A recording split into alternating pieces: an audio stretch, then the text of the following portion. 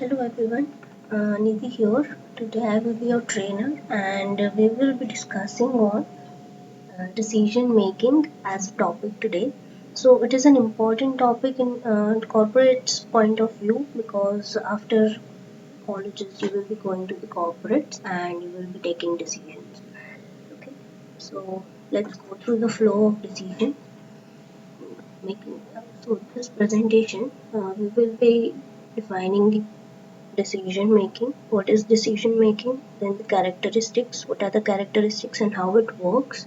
Then we will go through the process of it. So there are so many ways of making decision. We will see how to make an effective decision through the process of it, and then we will see what all challenges are there, that what all hurdles we face while making the decisions, and how we make an effective decision uh, going across to that hurdles. Then we will see that I have a few tips through which we can make improve our decision making. So we will see all those tips also. So let's get started. Definition of decision making according to Henry and Clintoff. A decision is an election of a course of action from two or more alternatives. So let me tell you the crux of decision making. So in decision making we have problem for which we gather information, we list out alternatives through which a problem can be solved, and from that we decide or we choose best alternative that is available to us. So that is decision. We decide on the best alternative. And decision making process is a sequence of steps that will lead you to one apt selection from all the alternatives available to us.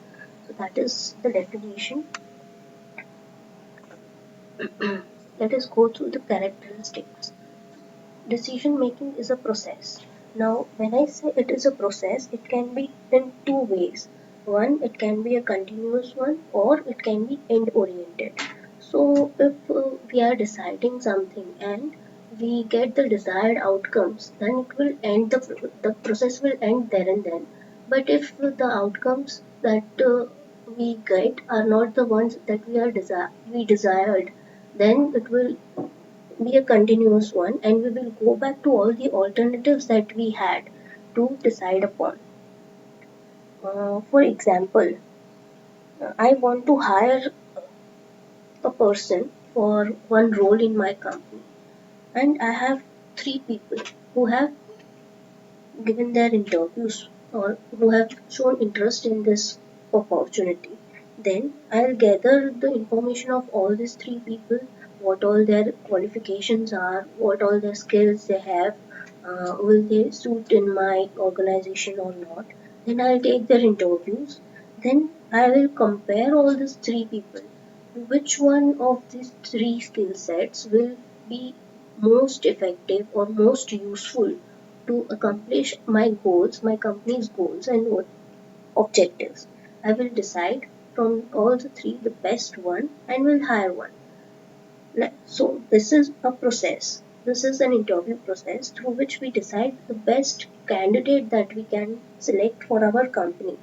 So likewise, we have different problems and through decision making process, we decide the best alternative. The next characteristics is focal point. So, decision making is a focal point where plans, policies, and objectives are translated into concrete actions. So, all the resources are directed towards making a feasible or optimum decision. Like, for example, we took an example of taking or hiring a candidate. So, here we will use all our objectives, goals, our requirements to decide which person will suit the best to our company, to our organization, and we will decide upon that. So, that is the focal point for the process. Rational. Rational is logical thinking. Here, during decision making, there can be one person or multiple people acting upon. So when there are multiple people, they will all have their own point of views, and if they have all different point of views, every point of view has to be considered. which means there can be conflict of issues, or there can be multiple objectives or multiple alternatives people come up. So decision making is a rational thing, and there are many logical or complex thoughts involved in it. Best possible alternative. So as I said, we have multiple alternatives available with us. There are multiple options through which we can from which we can choose. The decision that we have to take has to be best one, because if at all the decision that we take goes wrong, all the resources or all the time, everything that we have invested to take that decision will go in vain. So we have to decide the best possible alternative. That is the characteristic of decision making. Through this, we can decide the best alternative that is available to us. Purpose oriented. Decision making is obviously purpose oriented. We are not going through all the process just to see what all alternatives we have. We have to take a decision. That's why we go through the entire process. So it is purpose oriented. We have a problem in front of us and we have to solve it. That's why it is purpose oriented. We have to get a solution to the problem we are facing. Thus, it is purpose oriented. So, these are the characteristics of decision making process. It is a continuous or end oriented process. If the outcomes are met, it is end oriented, or if the outcomes are not met, it is a continuous process. Focal point, all the resources are directed towards taking the best decision. It is rational, logical, and complex arguments are involved in decision making. Best alternate or possible alternative is that we decide from all the alternatives that we have, and purpose oriented. That is, we have to make a decision. We go through entire process to make a decision. I hope everyone is through with the characteristics. So next topic is the process of decision making. I have a picture for you. So this picture depicts that on the first stage, everyone is having a dilemma or a problem with them.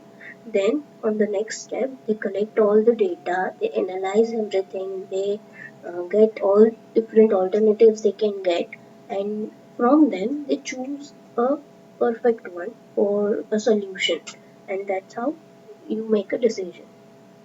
So that is the meaning of this picture. And we have a 7 step decision making process that makes a decision making effective. So let's go through the 7 steps.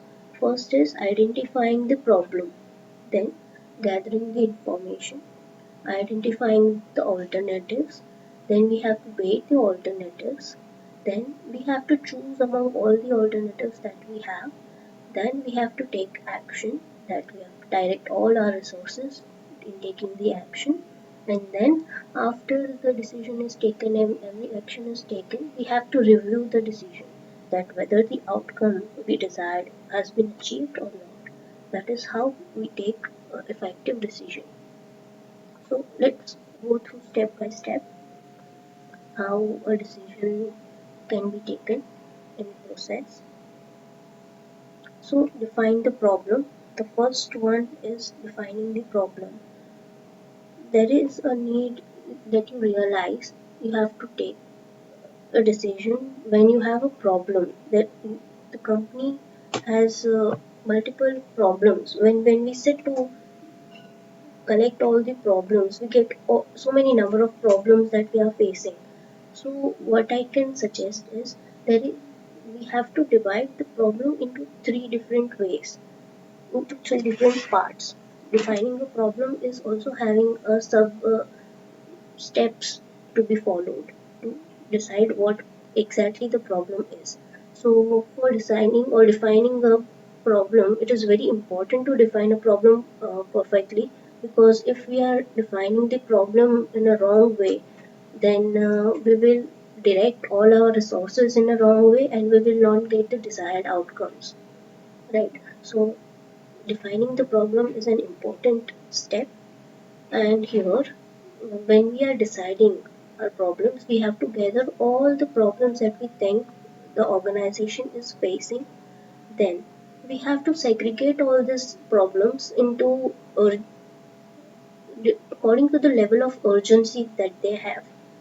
Like the problems that require the attention right now, that we have to solve immediately. Then some problems that are there that can wait, and some problems that can be taken care of later lately, right? So through this process we will be able to see what problems that are to be taken care of on hand. Next is gathering information. So in first step we gathered all the problems. Now that we know what is the primary problem or what is the problem that we have to focus on, we have to gather information on that. So after defining the problem, we have to see what all information that is related to that or that will help us to get a better idea or better solution. All those information has to be collected and segregated. See, if the or if the information that we have gathered is kept haphazardly, or if it is presented in a untidy way, then we will not have any information, we can say, because all the information is placed haphazardly. You will not be able to bring out anything out of it. So when someone gathers the information, it is advisable to segregate it and make it a complete data of information through which we can analyze, we can bring out something. Next is identifying the alternatives. So after segregating all the information and after placing everything in place, we have to analyze the same, analyze all the information that we have and come out with different solutions. So for this, I'll suggest there should be a team through which we can get a different solution, because one person can think in one direction, but five people can think in different directions. So if when we involve multiple, like so many people in this team, then we will be able to get a set of solutions that are varied, that are from all the perspectives.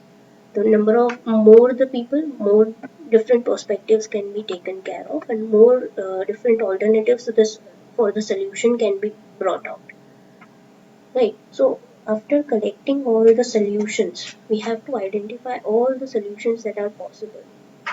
It can be possible that during the brainstorming there are alternatives or there are solutions people come up with that are not so feasible, or that are feasible for short duration, but for a longer period of time it is not possible to use them as a perfect solution.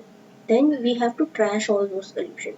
So identifying the solutions is that identifying all the alternatives that you have, all the solutions that you can have for that one problem that we are facing. Now, next step is weight the alternatives. Now, weighting the alternatives, uh, we have to we have to weight all the alternatives, like all the solutions. We have to weight them, like according to the weightage or according to the solution we are facing. Or according,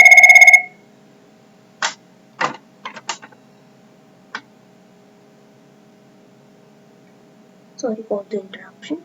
So, weighting the alternatives is we have to segregate, or we have to give ranks to the solutions to see the feasibility of it. Now, as I said, some alternatives can be feasible and shorter period of time, but not in the longer duration, has to be trashed or to be given less importance. So here, while weighting the alternatives, we have to take care of step one, our problem. That is our problem. We have to see that which alternative is justifying all the criteria that are involved in our problem. We took the example of hiring a person. Here, let us go through this example in the step. So define a problem. We have already defined a problem. We want to hire a person, a intellectual person, qualified person for our organization. Now the next step is how to gather the information. Now we went in the market, we collected all the resumes or all the applications that we have for this opening. Then we segregated the CVs or we segregated the resumes of these candidates into most feasible person, most suitable, least suitable, average person. So that is how we segregated our CVs. So when once you segregate your information, it will be easier. We don't have to see the rest relevant pile of CVs because there's no point seeing them, right? We have to see the pile that says they are suitable for this. Next, identifying the alternatives. Now, as I said, there is a pile of candidates that are waiting for this opportunity. So, we have to go through person, each person's resume. We have to check each person's skills, their experience, their intellectual through the CVs that we have. We have identified the alternatives. Now we also want to see in person how these people are. So let's say there are 10 people who have applied and who are most suitable for this position, right? Now we call all these 10 people for interview. In interview, you will check their intellectual, you will check their body language, you will check their culture, will it suit to the organization's culture or not. See, there are sometimes it happens that sometimes in interview the person is too nervous, but the person's intellectual is too good for the organization. So then nervousness is not something we have to think about when the person is fulfill our objective. Right? So he will be weighted more rather. So let's get back to the process. Yeah, uh, we took interviews. We took interview of all the 10 candidates, and now we have the feedback of all the 10 candidates from the recruiter. So recruiter has taken into consideration the primary objective why we want to hire a person, because we need someone very intellectual, very qualified to do a certain kind of job. So for that certain kind of job, is this person qualifying or not? So that we can hire that person. So while deciding, this interviewer will take care of all the criteria that are involving. He will he will take the interviews in a way where all the criteria are considered and all the criteria are covered to check which one of these 10 people will be suitable for my company. Now, he will give feedback, that is, weighing the alternatives.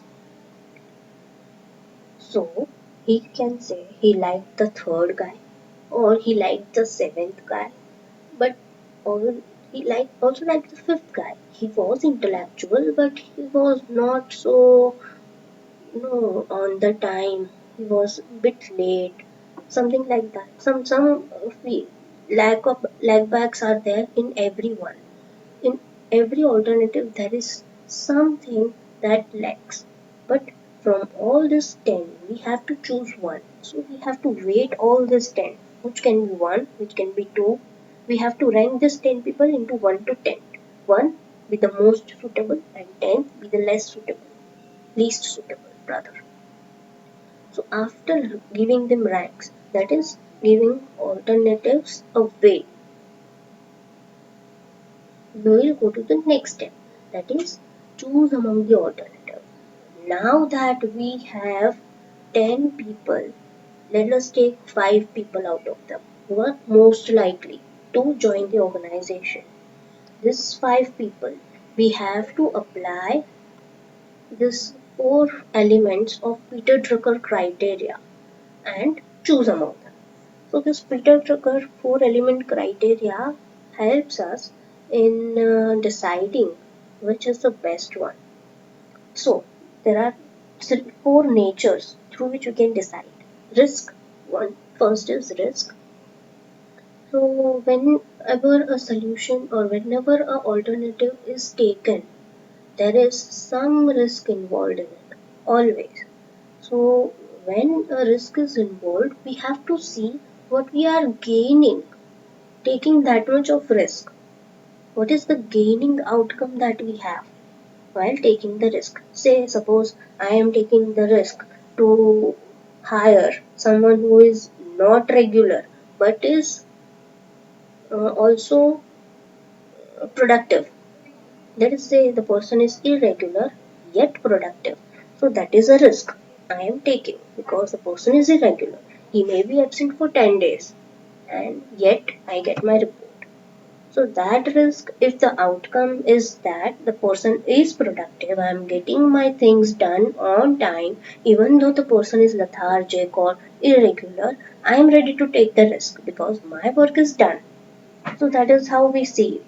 If the higher the risk and if the gain is also equally high, we can take the risk. But if I am taking the risk of hiring this person who is late or who is unproductive, maybe the person is regular but is unproductive, then we are also taking a risk, but this risk won't come out with a gain.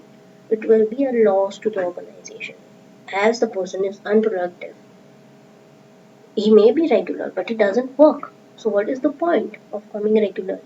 You see, so that is the risk.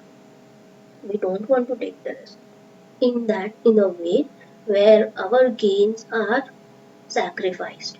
We have to take a risk where our gains are fulfilled, like our gains are maximized, right? Then is economy of efforts. Economy of efforts we have to take care when you don't want to change much in the organization. Like if the problem involved is something that involves entire organization, then we have to take an alternative which does not change or does not harass the entire organization immediately or in a major way. Let us say we are introducing ERP system in our organization. So then we have to change all the patterns. So is the team ready to do that? Economy of effort. If are my employees ready to put the effort to change their manual scripts to ERP system to digital system? If yes, then the decision is good. So here in our example, what is the economy of effort? By involving this person or hiring this new person in my organization or my team, are the teammates happy? Do they have to change anything? Do they have to shift to another place to accommodate this person? Then that decision will not be feasible because you are changing the entire team for one person. That decision will be a difficult one to take. If the teammates are ready, then it is okay. But if the teammates are not ready to change for this thing, then you have to go for something else. Right? That is the economy of effort, not changing the organization and yet taking a decision. Then timing. Timing is most important when we take decisions. So, if the problem is like I have to solve this problem in this much period of time, I only have limited time and I have to solve it at that time in that time frame itself. Then I have to choose a solution that serves my problem solving and also is in time frame. There can be a solution at a longer term which is more feasible or more gainful than this or more fruitful than the decision I am taking, but it is at a longer term. I am not having that much time frame, so I will decide alternative B, suppose. That will be in time frame. So timing is very important while making decisions. If if there is a decision I have to make that is for a longer term, then a solution that is slower pace at this time, but is a faster or giving more gains in the longer period can also be taken. It depends on the time and resource limitation. So this is a limiting factor. It is also called as a limiting factor where we have limited resources. We cannot have the budget or we cannot have the resources beyond some limitation. Let us take our example. I have to hire a person right now. So then timing. So I cannot wait for 10 other applicants to apply and take their interviews and decide from them. I have to decide from this 10. I have to decide which one is the best one and I have to hire that person because I have to hire it in urgent basis. And for resource limitation, let us say I only have a budget of say 10 lakhs. Then, if at all I have liked a person's profile who is earning 15 lakhs, I cannot afford to hire him because my budget is 10 lakhs. So I have to see which alternative is fitting inside my budget in my limitation of resources. Then I have to hire that person. Sometimes we have to choose the alternative considering all these factors into consideration. Okay, so that is choosing among the alternatives, then taking action. Now that we have chosen, like, right, I would go with Mr. D. He is the perfect guy. He has all the skills. He is punctual. He is also productive. He is also fitting in my budget and he is also ready to join like in a week or so. So my timing, my all the other factors, my resources, limitations, all the other factors are taken care of with the profile of Mr. D. So I am happy with Mr. D and I am hiring Mr. D. So that is taking actions. We have to involve all the resources we have into making this solution fruitful or making this solution as our desired outcome. Now that we have taken action, we have to continuously keep checking it. We have to continuously see that are we going on the right track? Have we deviated? If yes, then bringing the thing on the right track again. That is how it goes. So reviewing the chosen solution while we take action or even after taking the action, we obviously are going to make reports. How is the solution that we took has appeared or has out, came out to be a productive one or not. But during taking actions also we have to see that all the resources go in alignment to the problem that we have to solve. Our purpose, our problem has to be solved. Take any solution, choose any solution. What is our main purpose is to solve the problem, right? So after taking actions, we review the solution. Say I have a target of 2 lakhs. So after I hired Mr. D, if Mr. D is able to complete the target of 2 lakhs, then I have made the right decision. If Mr. D has only completed 50,000 from his 2 lakhs target, then my decision is wrong. Then I have to go back to liquidating the alternatives or choosing among the alternatives. I have to go through all the other alternatives again. From the list of 10, I chose one, the other 9 has to be taken out and W's has to be taken again, or we can go for the new lot of solutions as it may. So that is the steps. through which we can make a effective decision.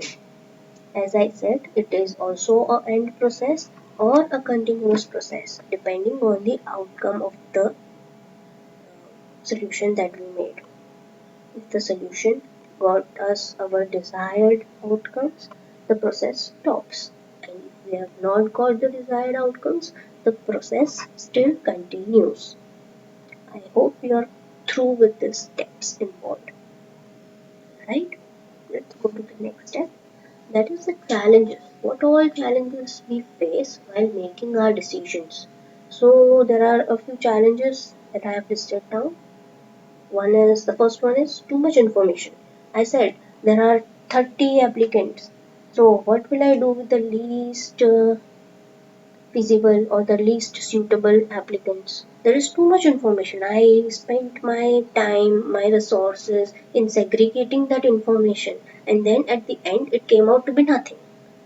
This pile of 10 applicants that were not suitable, that were not feasible for my organization, I still had a pile of them. I still had to arrange it. So that when we have too much information, it is very difficult for us to segregate it, and also it is very difficult for us to make a decision out of it because that's too much for us. Right? Now, the another point is too little information. Say I only have two applicants and I have to decide from two applicants, then how will it be? I don't think my decision will be a suitable one or a optimum one, because optimum is like I have taken into consideration all the other objectives, all the other alternatives. Sorry, but in my case, I only have this much information. I only have two applicants. What will I do next? I have to choose from them. So that is a challenge. If you have very little information, you may not come out with the best solution because you don't know everything about the problem. Right? Wrong identification of problem. My problem was the team is not contributing all its targets. And what I felt was my team needs a new guy. So that is wrong identification of problem. If I would have trained my existing team, that would have been fruitful. They would have given me more outcome. But instead, I ended up making more expenses to the company by adding a person. So that is wrong identification of problem. This can happen in any other scenario also, where we defined a problem in a wrong way, or the urgency of the problem was not so high, yet we aimed it as an high one, and we got a solution for that. And we came out to know that it was not so important to the company after all. So it happens sometimes the organization may take wrong decision or wrong identification of problem, and on that we are implementing all our resources. It all goes in vain when you define a problem in the wrong way. So this is also one challenge we face. That's why I said in the beginning that defining a problem is a very important task the organization has to do. Next is limited resources. We already talked about it, like limited resources. When we have limited resources, we cannot take the optimum solution. As I, as in our example, I said I liked a guy who is earning 15 lakhs, and the guy is also promising, but my resources limit me to give them 10 lakhs. So I cannot choose that optimum solution. I have to choose something that is in my limits, right? So this limited resources also challenge in decision making, optimum decision making rather. Then over presumptions on outcome. As I said, I felt Mr. D was suitable for this job. He was productive, he was this, he was that. But at the end of the month, he is not giving his targets. So I presumptuated upon this person. I I presumptuated that he will complete his targets because he was punctual, because he was neatly dressed, because his body language is good. So this is sometimes this happens sometimes that we over assume on the solution that we have, like on solution we think that this solution is the best one, no other solution can match this one, but sometimes we are over assumptuous or over presumptuous on that outcome. So that is wrong. That is one challenge. Impulsiveness is hastily taking a decision. So you have a limited, this happens when you have limited time frame. So if you have a limited time frame, you will decide immediately. You will not wait to see all the other alternatives. You will be like in a hurry to take the decision. So in hurry you will leave some information, you will leave some data to go through, and then you will take a decision haphazardly. So that is not correct, and that will come out to be wastage of resources. So impulsiveness is also a challenge in decision making and unmeasurable outcomes. So sometimes it happens that the person is good or the solution is good, but the outcomes that we get are unmeasurable.